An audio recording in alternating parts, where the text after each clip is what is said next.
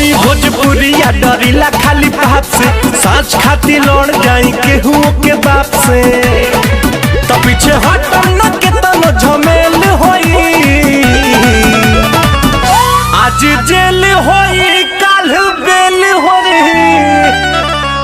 परसों से उहे खेल होई।